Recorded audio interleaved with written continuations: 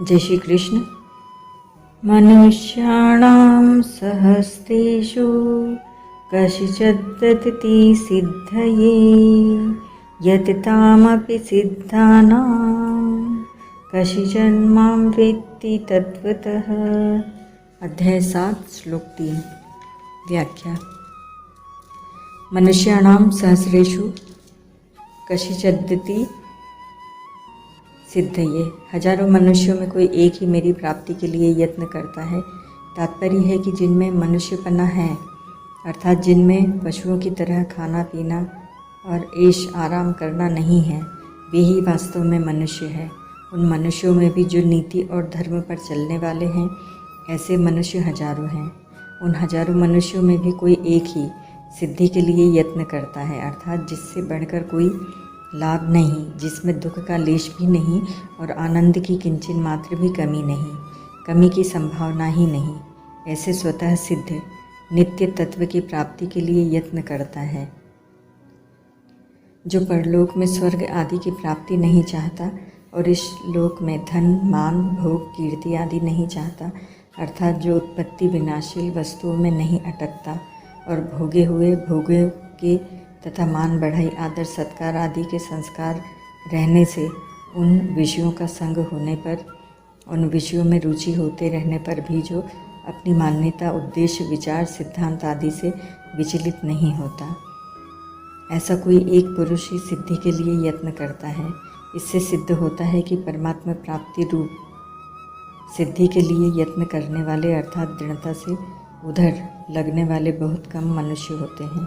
परमात्मा प्राप्ति की तरफ न लगने में कारण है भोग और संग्रह में लगना। सांसारिक भोग पदार्थों में केवल आरंभ में ही सुख दिखता है। मनुष्य प्रायः तत्काल सुख देने वाले साधनों में ही लगते हैं। उनका परिणाम क्या होगा इस पर भी विचार करते ही नहीं। अगर वे भोग और ऐश्वर्य के परिणाम पर विचार करने लग जाएं कि भोग और संग्रह के अंत में कुछ नहीं मिलेगा, देते रह जाएंगे और उनकी प्राप्ति के लिए किए हुए पाप कर्मों के फलस्वरूप 84 लाख योनियों तथा नरकों के रूप में दुख ही दुख मिलेगा, तो वे परमात्मा के साधन में लग जाएंगे। दूसरा कारण यह है कि प्रायः लोग सांसारिक भोगों में ही लगे रहते हैं।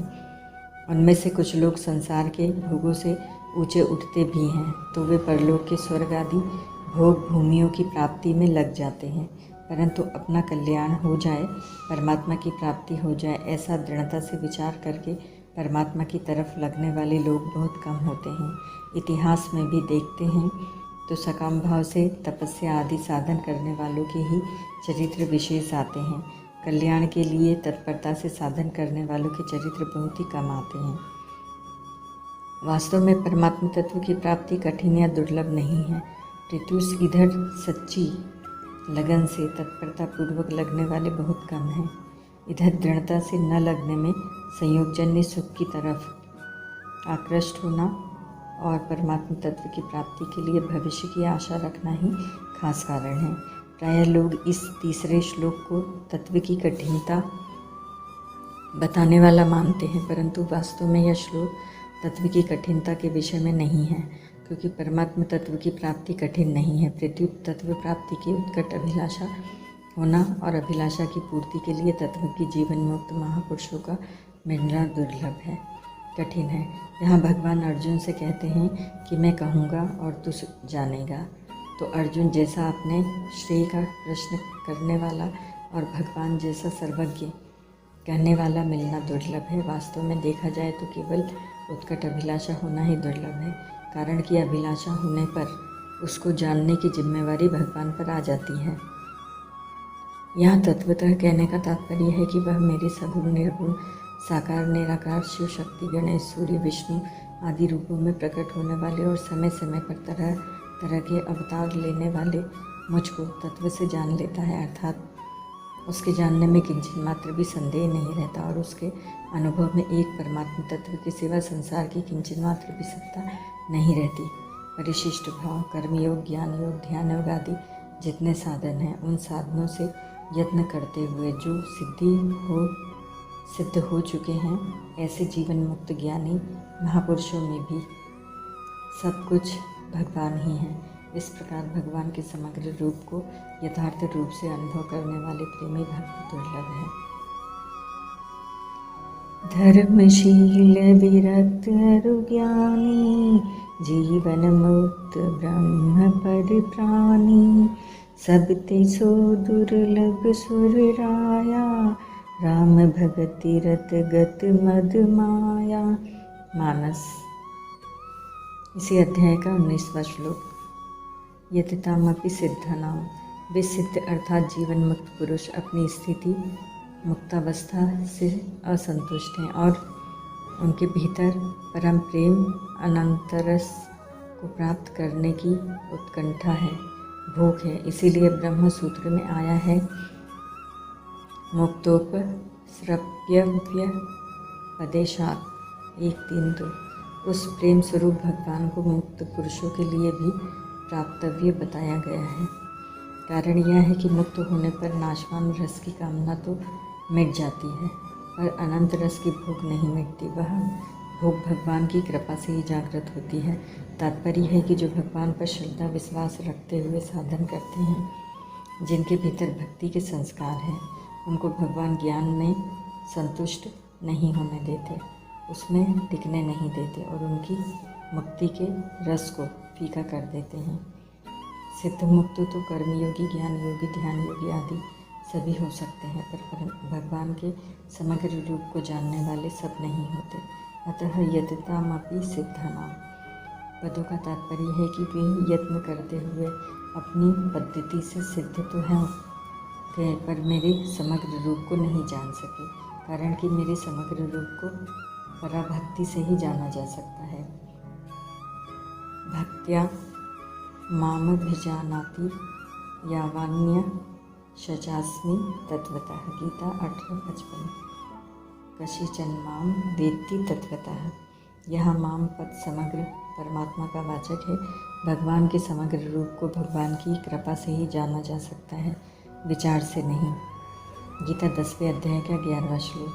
अर्जुन ने भी गीता सुनने के बाद भगवान से कहा है कि आपकी कृपा से मेरा मोह नष्ट हो गया, स्मृति प्राप्त हो गई। नष्टो मोह स्मृतिर्लब्धा त्वत्प्रसादान् मया जीत। 18:63-73। जैसे दूध पिलाते समय गाय अपने बछड़े को स्नेहपूर्वक चाटती है तो उससे बछड़े की जो पुष्टि होती है वह केवल दूध पीने से नहीं होती। ऐसे ही भगवान की कृपा से जो ज्ञान होता है वह अपने विचार से नहीं होता, क्योंकि विचार करने में स्वयं की सत्ता रहती है।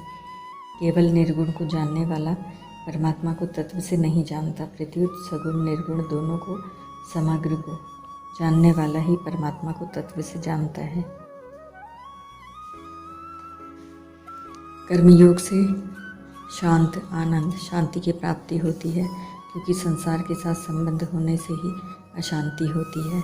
कर्मयोग से संसार का संबंध विच्छेद होने से शांति प्राप्त हो जाती है। त्यागाच्छान्तिरनंतरम। गीता 12:12। ज्ञान योग से अखंड आनंद की प्राप्ति होती है। अखंड आनंद को निजानंद भी कहते हैं, क्योंकि यह अपने स्वरूप का आनंद है। निजानंद में जीव का ब्रह्म के साथ साधर्मी हो जाता है, अर्थात जैसे ब्रह्म सत्यचित आनंद स्वरूप है, ऐसे ही जीव भी सत्यचित आनंद स्वरूप हो जाता है। मम सधर्म्य मागताः। गीता 14:2। यद्यपि निजानंद की प्राप्ति होने पर साधक में कोई कमी नहीं रहती, फिर भी जिसके भीतर भक्ति के संस्कार हैं और भगवान की कृपा का आश्रय है, उसको निजानंद में संतोष नहीं होता, उसके भीतर अनंत आनंद की भूख रहती है। अतः भक्ति योग से अनंत आनंद की प्राप्ति होती है। निजानंद तो अंश स्वरूप का आनंद है, पर अनंत आनंद अंशी भगवान का आनंद है। यह सिद्धांत है कि वस्तु के आकर्षण में जो सुख होता है वह सुख वस्तु के ज्ञान में नहीं होता। जैसे रुपयों के लोभ में जो सुख मिलता है वह रुपयों का ज्ञान होने से नहीं मिलता। रुपयों का ज्ञान होने से उनका उपयोग करना तो आ जाएगा, पर विशेष आकर्षण नहीं होगा। और मिले यह आकर्षण तो लोभ होने से ही होगा। रुपयों का सुख तो लोभ रूप दोष के कारण दिखता है, वास्तव में है नहीं। पर भगवान का आनंद निर्दोष प्रेम के कारण है, जो वास्तव में है। कारण कि भगवान का ही अंश होने से जीव में अंशी भगवान का आकर्षण स्वतः है। यह सिद्धांत है कि अंश का अंशी की तरफ स्वतः आकर्षण होता है। जैसे पृथ्वी का अंश होने से ऊपर फेंका गया पत्थर स्वतः पृथ्वी की तरफ खींचता है, अग्नि स्वतः सूर्य की तरफ ऊपर खींचती है, नदियाँ स्वतः समुद्र की तरफ खींचती हैं आदि। हमें भगवान की आवश्यकता क्यों है, इस पर विचार करें तो मालूम होता है कि हमारी कोई ऐसी आवश्यकता है जिसको हम न तो अपने द्वारा पूरी कर सकते हैं और न संसार के द्वारा ही पूरी कर सकते हैं। दुखों का नाश करने के लिए और परम शांति को प्राप्त करने के लिए हमें भगवान की आवश्यकता नहीं है। कारण कि अगर हम कामनाओं का सर्वथा त्याग कर दें तो स्वतः हमारे दुखों का नाश होकर परम शांति की प्राप्ति हो जाएगी।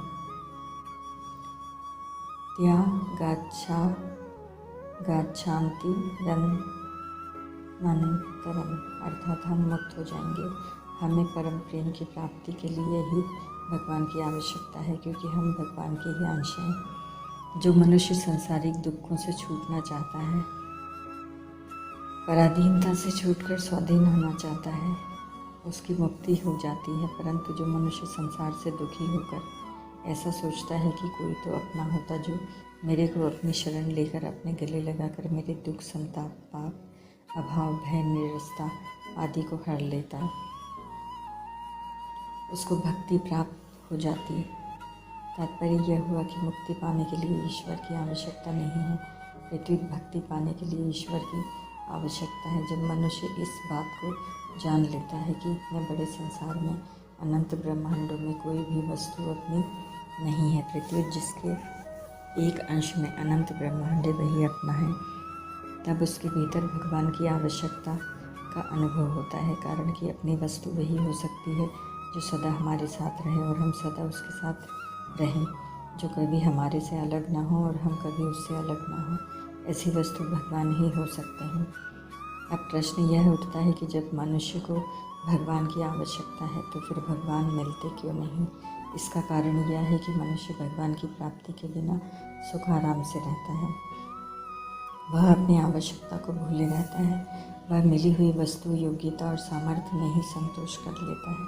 अगर वह भगवान की आवश्यकता का अनुभव करे, उनके बिना चैन से न रह सके, तो भगवान की प्राप्ति में देरी नहीं है। कारण कि जो नित्य प्राप्त है उसकी प्राप्ति में क्या देरी।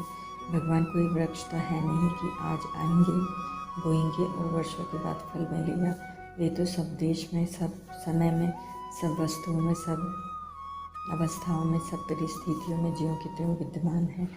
हम ही उनसे विमुख हुए हैं, वे हमसे कभी विमुख नहीं हुए। ओम तत्सत।